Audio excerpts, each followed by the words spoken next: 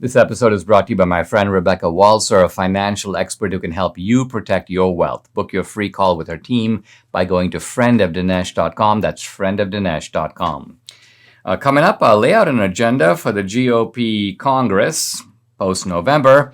It involves a ruthless use of the power of the purse. Debbie's going to join me. We're going to talk about the border crisis. We're also going to recount the Biden disgrace in Afghanistan a year after the pullout. It seems like a significant portion of evangelicals are losing their faith. The question is, are they losing their conservatism? And I'll begin my discussion of an important theme in the Odyssey, the idea of Zania. This is the Dinesh D'Souza Show.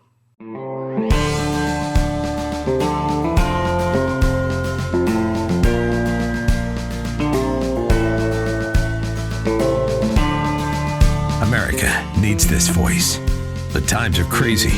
In a time of confusion, division, and lies, we need a brave voice of reason, understanding, and truth. This is the Dinesh D'Souza Podcast. The left seems really excited and energized by the defeat of Sarah Palin in a congressional race in Alaska.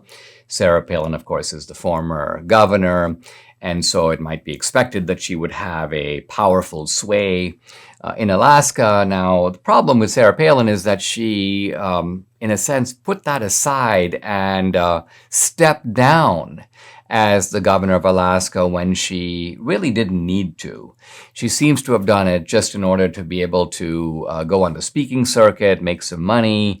And so she vanished from elected political life and is now making a kind of a belated attempt at a return.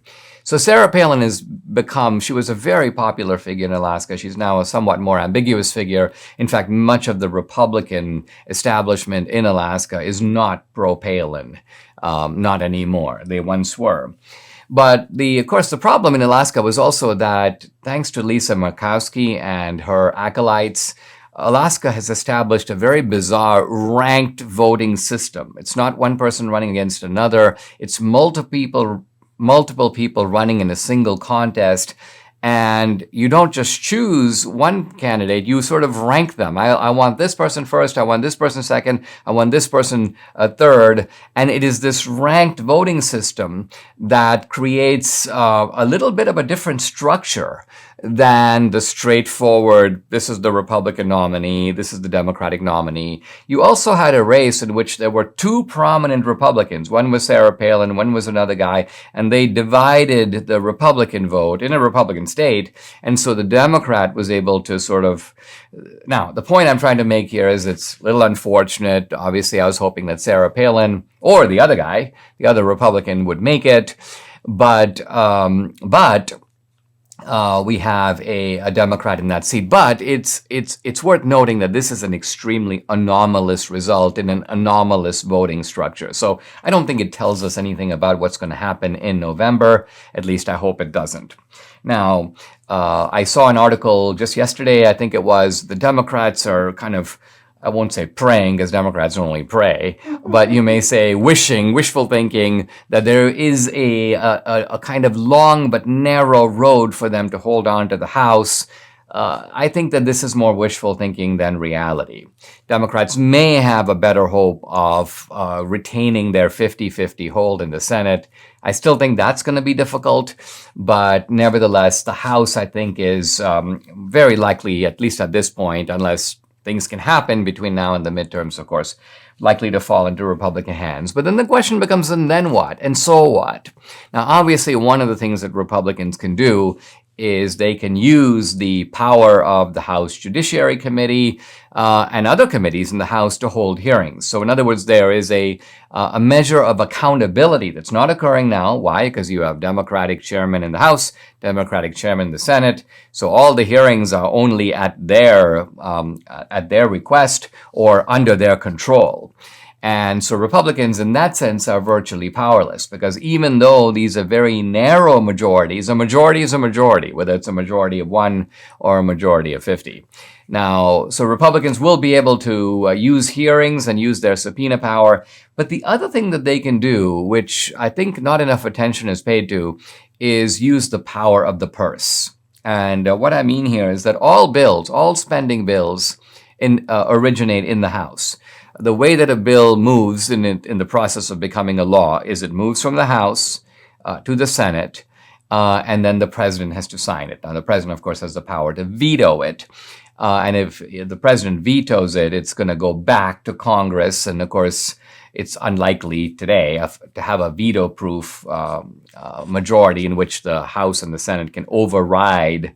That's not going to happen. So you generate a certain kind of deadlock. Now, there are some people who go, deadlock is good, nothing wrong with deadlock. And deadlock does have some of its virtues. So the Republicans having the House by itself produces a measure of deadlock. Obviously, Biden's chance of passing any kind of legislation goes down close to zero, unless it's something symbolic like, let's have a day honoring this guy or that guy.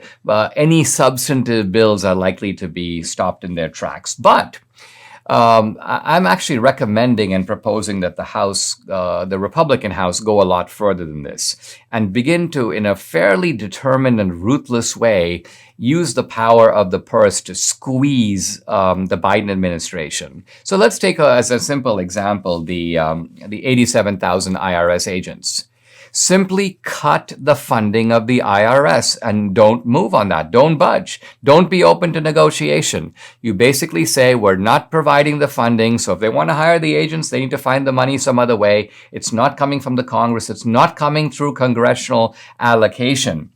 And if you use the power of the purse in this way, you can block bad energy policies, you can block inflationary spending, you can block vaccine mandates, you can block the politicization of the police agencies of the government, you can block U.S. aid flowing to the Ukraine and to Europe, you can also block gun bans and confiscation. So there is a lot that you can do. There's the old saying that the golden rule, he who has the gold makes the rules. And the beauty of the Republicans controlling Congress is that they will have the gold and they will have a lot of say in making the rules that go with that. Hello, I'm Mike Lindell, and due to your incredible support, the original My Slippers are almost completely sold out. As a special thank you, I am launching my brand new all-season slippers, slides, and sandals for as low as $29.98. This is a limited time offer, so go to mypillow.com or call the number on your screen. Use your promo code and you'll get all my new footwear for as low as $29.98. My all-season slippers are made with my exclusive 4-layer design that you won't find in any other slipper. They're finished with a breathable fabric so you can wear them all year round. And my new slides and sandals are made with patented impact gel, making them ultra comfortable and extremely durable. I guarantee they'll be the most comfortable footwear you'll ever own. So go to mypillow.com or call the number on your screen now to get your very own all-season slippers, slides, and sandals for as low as $29.98 with your promo code. This is an introductory offer and it won't last long, so order now. Debbie and I here for a periodic Friday roundup of important events that have occurred during the week, or just events with larger significance. And the first one we want to talk about is Afghanistan. It's approximately the 1-year anniversary of this really disgraceful loss in Afghanistan, a humiliating pullout. I mean, people falling out of planes, Americans left behind. Yeah, and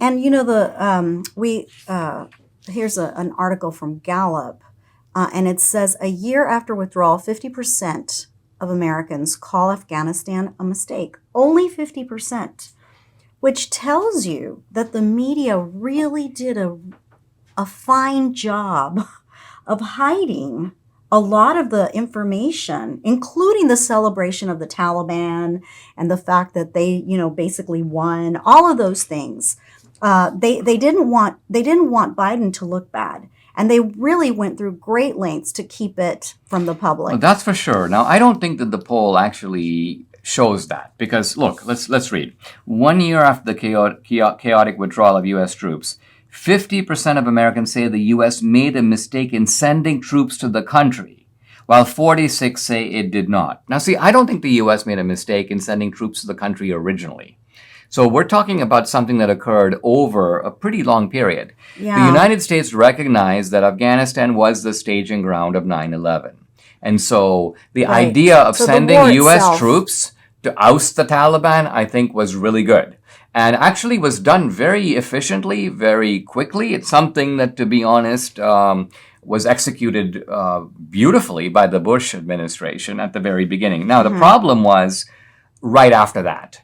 And I blame people like Condoleezza Rice and Colin Powell because they advanced a principle that, quite frankly, I'd never heard before. Hearts and minds? No. It was the Oh. principle that if you break it, you own it. It's kind Okay, of okay. the store principle that when you walk into a store, if you break something, you kind of have to buy it. So they said that if you go to a country and you displace the bad guys who are running it, you now somehow own the country. You have the responsibility to manage it, to organize democratic governments. The United States gets into this kind of misadventure for 20 years Yeah. in a country that we don't understand, is very far away, is very difficult. So what should we have done, in my opinion? Very simple. We should have pulverized the Taliban and then gone and cut a deal with all the rival tribes and said, listen, you're going to be our thugs in there. Yeah. We're not going to supervise you. You do whatever you want. Yeah. But you're going to be our allies. Why? Because you're not the guys who are blowing up our buildings. You're not the Islamic radicals that we have to fear. And so, by and large,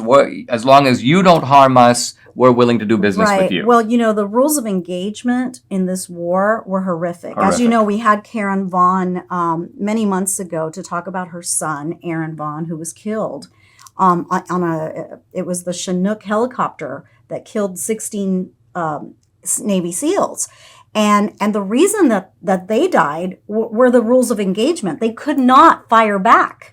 And so I think that, coupled with the fact that we really shouldn't have been there in the first place, is a little bit of a mixed bag. But 50%, like I said, I was really surprised that it was 50%.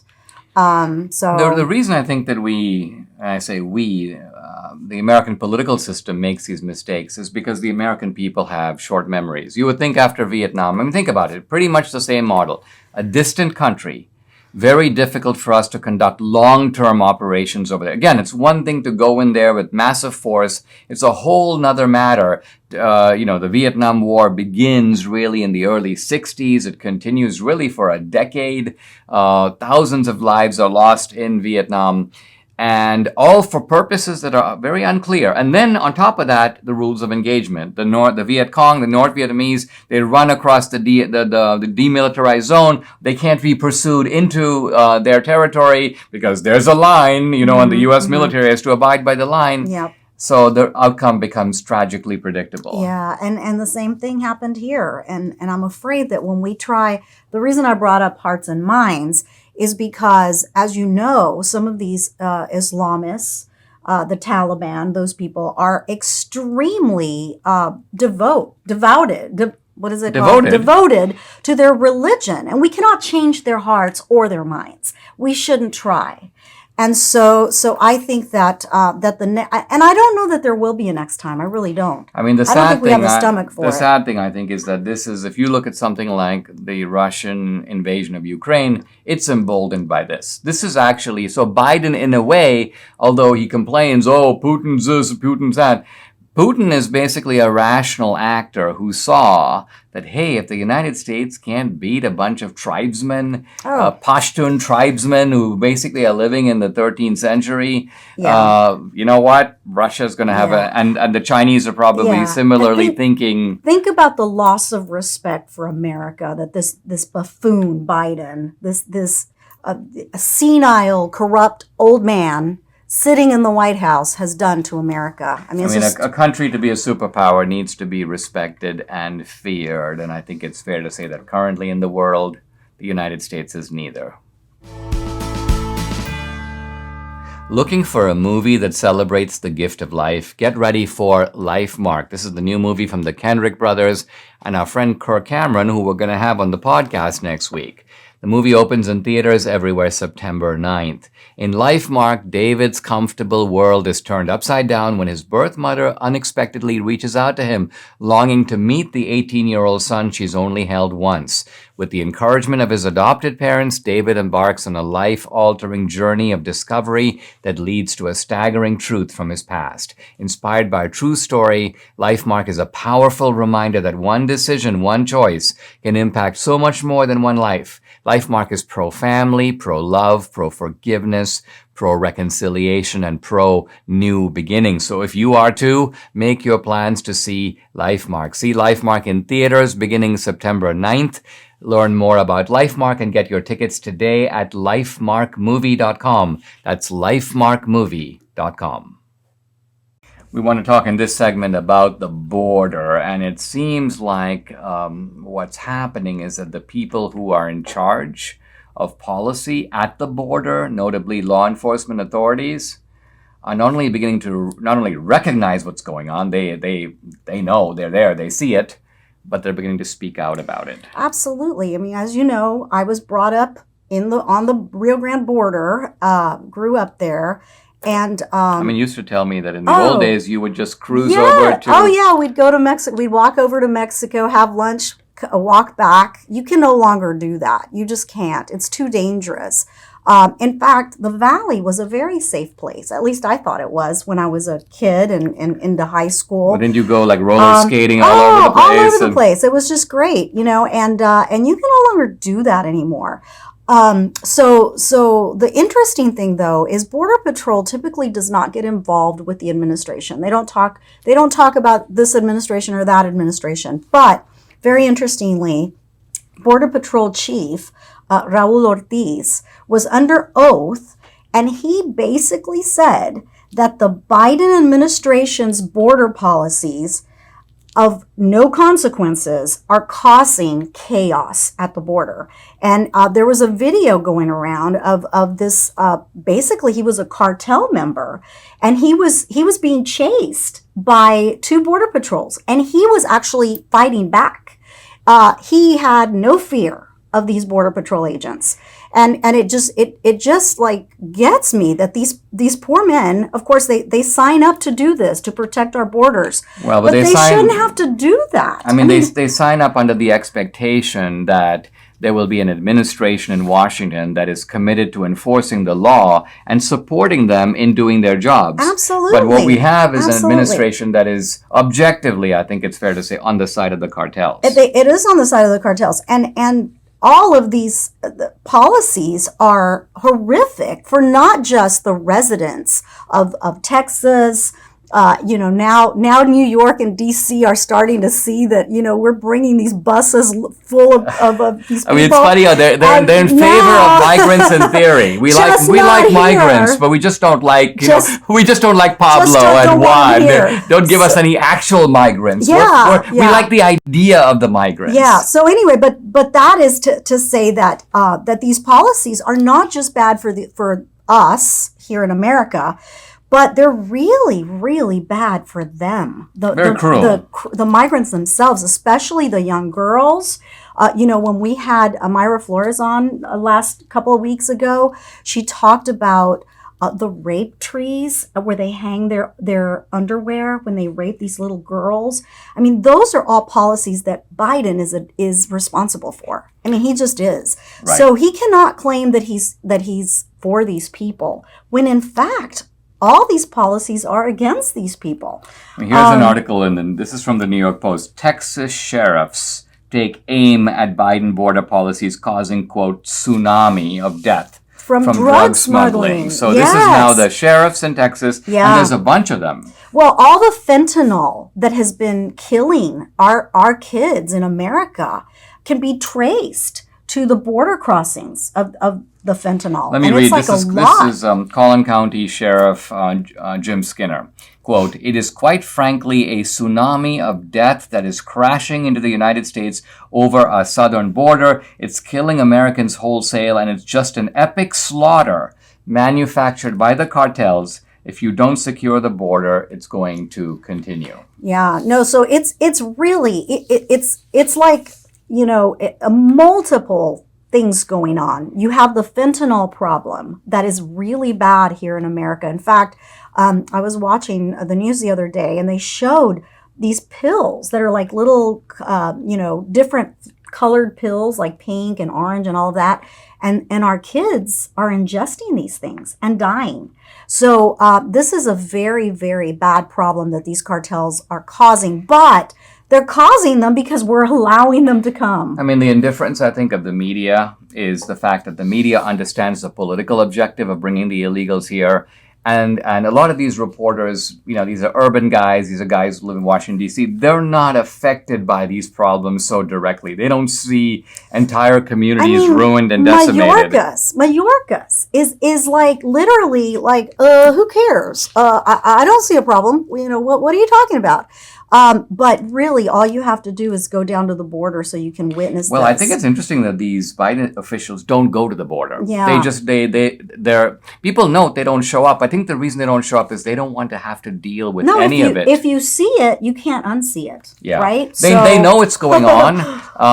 And obviously they don't intend the fentanyl to come in, but they are willing to pay the price of the fentanyl coming in and the cartels being enriched and emboldened and empowered, all to achieve a crass political objective in this country. And look at this. Sheriff Skinner said there's a 571% increase in fatal fentanyl poisonings in this country. That's huge. That's huge. And you know what, guys? If you're a Republican candidate and you're not running and talking about this problem, what's wrong with you? The media is going to conceal it, so it's our job to make it front and center so that the American people, look, if the American people go, it's not a problem, we're fine with our country being swarmed in this way, but the American people are not fine with it. This is why we have the media camouflage, and this is why it's the job of me on this podcast, but it's the job of Republican candidates to be shouting this message from the rooftops so people know what's going on. Uncle Tom 2 is the eye-opening documentary everyone in America should see. It offers a compelling and brave analysis of the true history of Black America, the cultural shift from prosperity, integrity, and faith to its current perceived state of anger, discontent, and victimhood. Uncle Tom 2 offers historical footage, photos, correspondence, and data to reveal the genuine strides of Black America in the 20th century, the deliberate Marxist strategy to create racial tension and replace God with government, the NAACP's sinister agenda, the fall of Black Harlem, the truth behind Black Lives Matter, and the demoralization of America for political power. Don't miss Uncle Tom 2. It's from executive producer Larry Elder and director Justin Malone with Brandon Tatum, Vody Bauckham, and Chad O. Jackson. Watch the movie on demand or buy the DVD now at salemnow.com. That's salemnow.com. A friend of mine sent me an article in NPR which is talking about the fact that there are some schisms and divisions that have erupted and are erupting among January 6 defendants. Now, we have to be, again, a little bit skeptical here. The article is by Tom Dreisbach. By the way, this guy, Tom Dreisbach, is the very guy who did a, quote, fact check on 2000 Mules. And I did a refutation of his fact check on this podcast. So this is Tom Dreisbach. Let's just say he gets a lot of things wrong. But what he's describing isn't entirely impossible to believe. It's the idea that when you have people who are confined in solitary confinement in some cases, it's easy for tempers to run short. It's easy for patience to wear thin. Now, many of these January 6 guys began with great unity, singing the national anthem at night, holding firm. And I think in general, they have shown unbelievable fortitude. Yeah, really. But in the article, Dreisbach interviews some people, and assuming that he's quoting them correctly, they say, wait, there's supposed to be all this money that has been raised for us, and we haven't gotten it. And one guy goes, well, I thought that the money was all going to be equally shared. I'm mentioned in this article. In fact, there's a picture of me in the article. Early on, the group raised big money. The pro-Trump writer and filmmaker donated $100,000. And then they go on to say that apparently the Patriot Freedom Project, Cynthia Hughes, of course, has been on the podcast more than once. They say that the Patriot Freedom Project was able to raise $1 million or so, still raising money. And they quote this one guy say that I divided it by the amount of people and I got all excited. And the guy goes, in a sense, I didn't get my share. Now, it's important for us to say that when we donated the money, this was not an idea of like taking a pie and splitting it equally. Debbie and I are not involved on a daily basis. So our idea was to inspire people to give to a cause that is really very worthy and not supported by many people. The GOP has sort of turned its back, and we rely on Cynthia. Now, Cynthia is actually a great person. She is from a middle class background, and she has a very good ear to the ground on what's happening with these families. Yeah, so she sent us. We asked Cynthia. Yeah, Cynthia sent us an email, and she wanted to kind of give us a kind of the scoop of where the money is going. And she said, here's some examples. Paid COBRA payment for 2022 for a family whose husband remains in pretrial detention. And then we just sent a few thousand in back-to-school grants to some of the families. We've given a legal grant to one of the families, I'm not going to name, who has 4 family members caught up in this. We relocated a young mother and her 3 daughters after her husband took a plea and received several years. He's about to be sentenced. She was living in a terrible place. Put her in a new apartment and paid the rent for 6 months. So, this is something that yes. And the other thing is she said that they've supplemented many legal retainers, assisted many lawyers, 15 to be exact, on multiple cases. So this money is being spent in areas that were the most needed. One person we really trust here is Julie Kelly, who's been the best reporter on this subject. And Julie is the one who actually referred us to Cynthia originally. And Julie stays very close to the actual needs of the January 6th defendants. So obviously there is some discretionary judgment being used, and this person is more needy, this person needs the money now. Given limited resources, this is how we're able to help. And of course, Patriot Freedom Project is not the only organization that is helping here, but it is one of the main ones. It's actually one of the ones that's been focused on in this article. And the article really, although it's supposed to be kind of a damaging hit, there's nothing damaging in it. This one guy goes, I personally have not gotten a dime out of it. And I don't know the reason why, because I don't know what this person's needs are. So whenever you try to help in a project like this, you need to have some system for filtering out which are the needs that are greatest. The point, though, that I think remains clear is that there is a lot of need here. I mean, we are all besieged by requests to give money here and give money there. For us, for Debbie and me, this is a cause that is politically important, but it's also important from a human absolutely point well of view.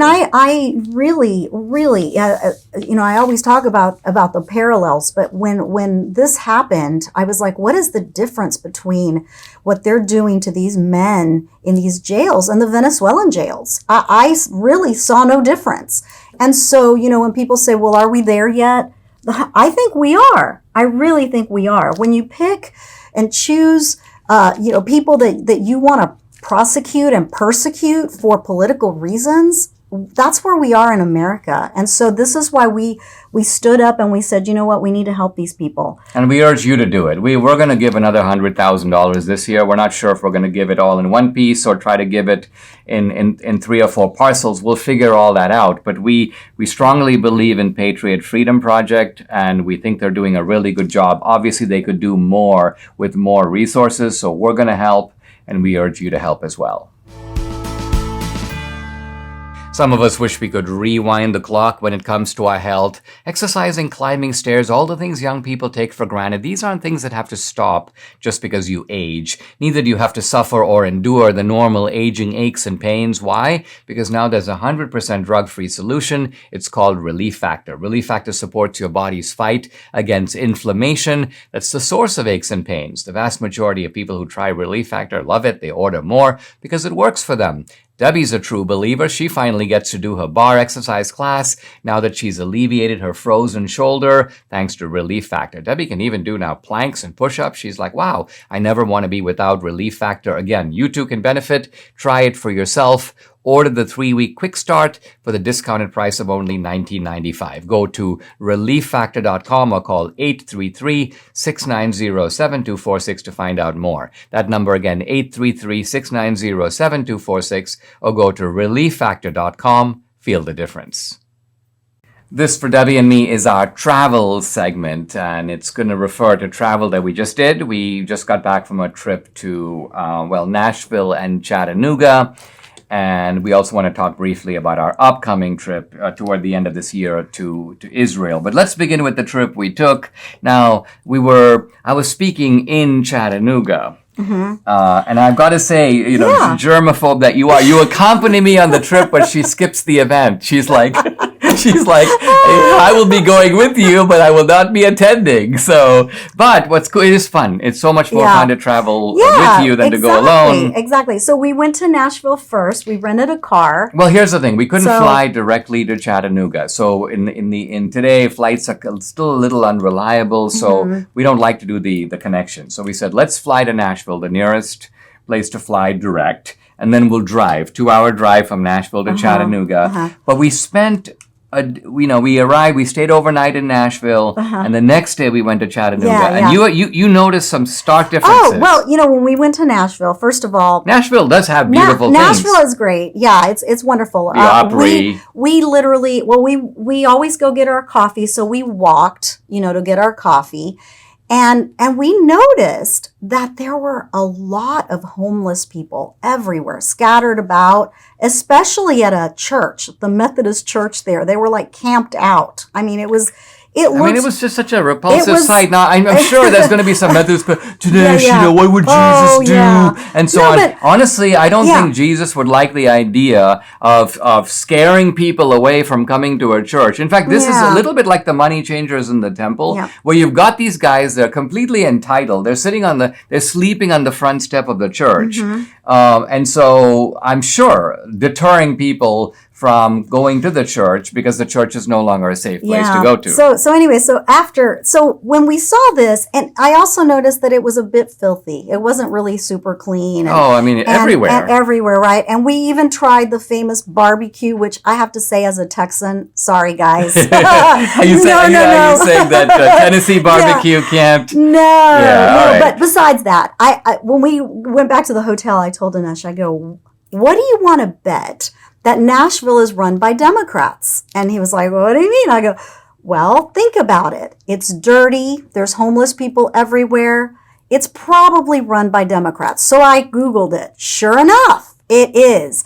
But there's a silver lining. There's a silver lining because they said today in Nashville, 9 Republicans run for a seat redistricted out of Democrats. So basically, the Jim Cooper, who was the congressman for their district, the 5th congressional district, is not running because he says he has no chance. So the Republicans who run the state have redrawn the maps. And instead of Nashville being one district, they've carved it into 3 districts.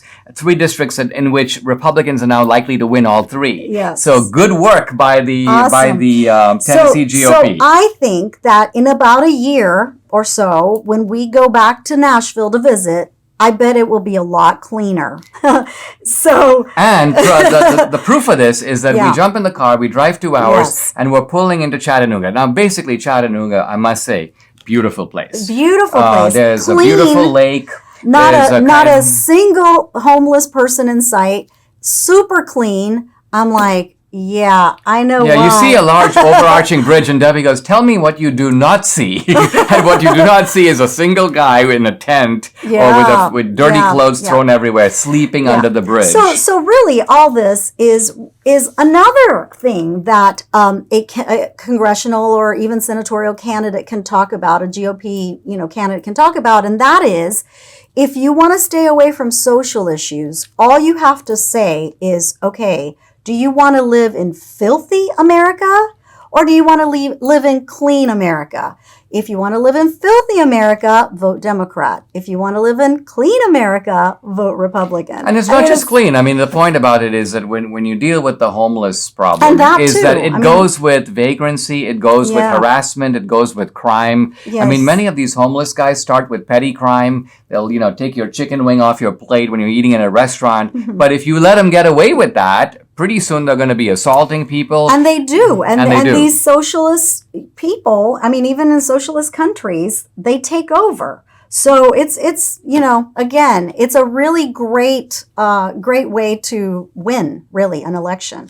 Now, pivoting to our trip in Israel, we're going at the end of November. Yeah, I'm excited about that to see. Yeah, I just read in the Jerusalem Post, I'm now going to read the title. A group of archaeologists believe they have found the site of the home of St. Peter in the remains of an ancient church on the northeast shore of the Kinneret. It might be the birthplace of three of Jesus's apostles, Peter, Andrew, and Philip. Wow. Nice. So, Wow. It's wonderful to see how modern archaeology, and by the way, some of this is archaeology by Christian archaeologists, but a lot of it is not. You've got top-notch Israeli archaeologists, obviously Jewish, and you've got archaeologists from other parts of the world who collaborate together. So this is not a kind of religious enterprise. It is the discipline of archaeology coming up with information that thrillingly confirms ancient statements and descriptions, and in some case prophecies in the Bible. And so it's fun for us to be able to be finally able to see this for going ourselves. To the scene. And you're welcome to join us. There are some seats available. Standwithisraeltour.com. Standwithisraeltour.com is the way. And the trip begins the very end of November. I believe it ends on December 9th. Imagine the lifelong impact of a journey to the Holy Land. Surrounded by like-minded travelers, picture yourself stepping foot in iconic locations right out of Scripture. Join Dr. Sebastian Gorka and Dinesh D'Souza on this life-enriching Israel tour, November 30th through December 9th, 2022. For more information, call 855-565-5519 or visit standwithisraeltour.com. We are seeing in recent decades a secularization of America that I don't think is a good thing. But we are seeing both among Catholics and among evangelical Protestants a decline of church membership, a decline of church attendance, and also some increase in the number of people who have, you may say, rejected Christianity altogether. In fact, they declare themselves to be skeptics, so they declare themselves to be atheists. That number is still relatively small, but the number of the, as they say, unchurched, the people who do not go, and certainly do not go regularly. They may go once a year on Easter or on Christmas, but the people who go to church is down.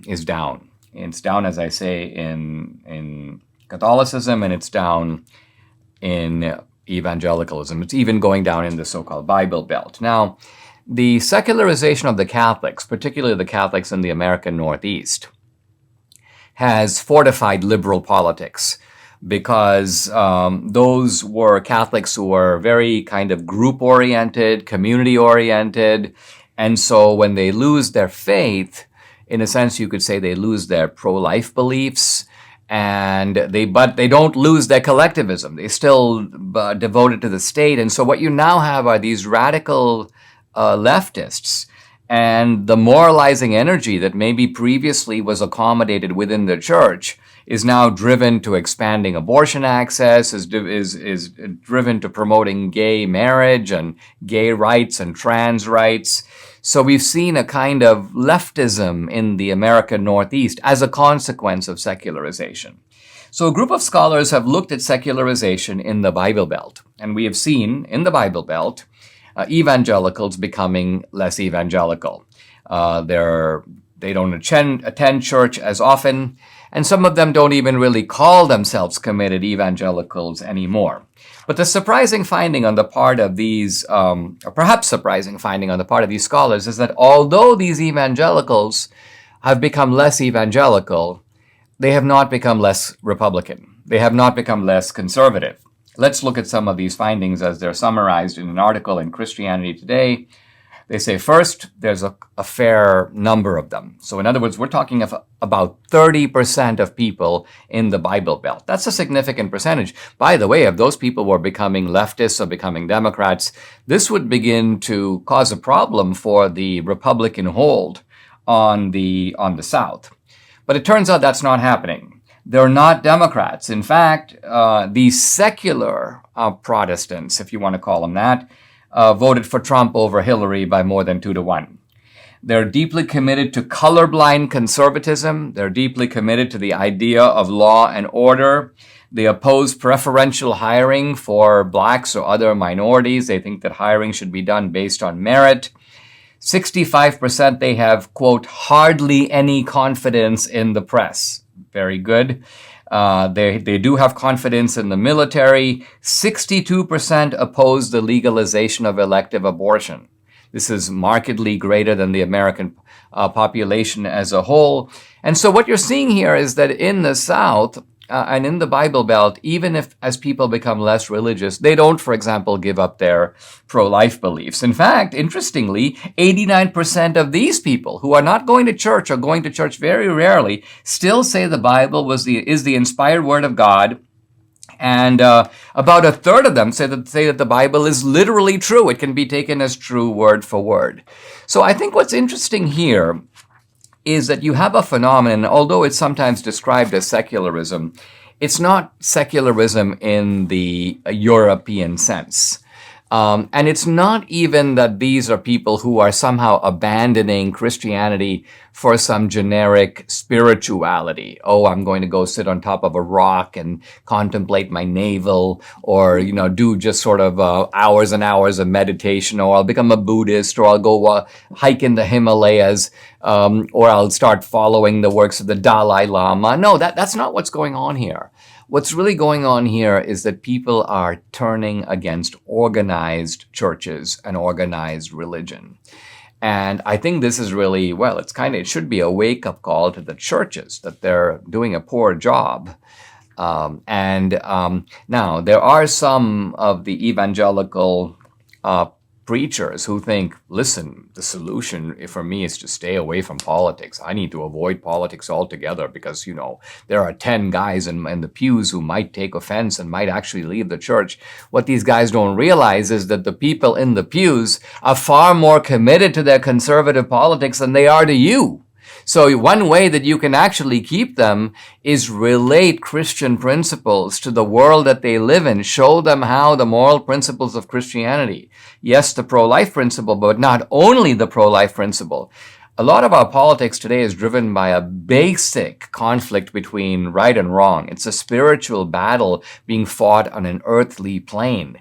And while the left has these huge megaphones, Hollywood and the media, and they use their megaphones, we have a megaphone. It's called the church, but it's often largely unused. So it seems to me, I'm urging that not just for the sake of the country, but for the sake of the church itself, that the church wake up and recognize that a healthy fusion of spiritual and moral principles on the one hand and an application to the world in which we live is going to help not empty, but fill up the pews.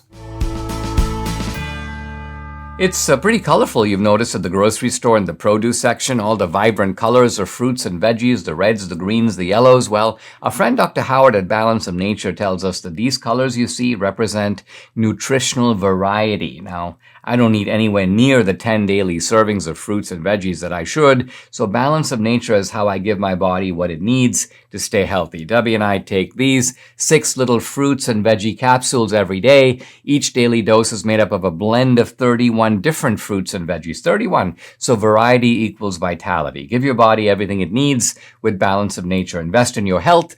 Join me and experience the balance of nature difference for years to come. For a limited time, all new preferred customers get an additional 35% discount and free shipping on your first Balance of Nature order. Use discount code AMERICA. Call 800-246-8751. That's 800-246-8751, or go to balanceofnature.com and use discount code AMERICA.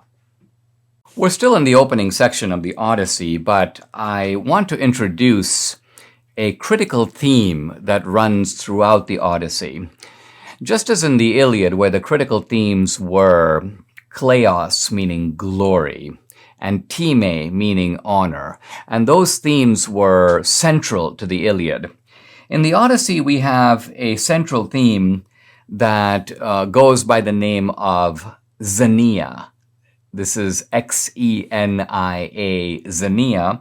And Zania is related to the Greek word called xenos, Xenos. Now, xenos is the Greek root of the word that we use today, xenophobia. And so it would seem that xenos refers to an outsider or to a foreigner. But it turns out that in Greek, xenos has multiple meanings. Xenos can mean a stranger, but it can also mean a friend. It can mean somebody who is a foreigner, but it can also mean somebody with whom you have a long-standing bond or relationship.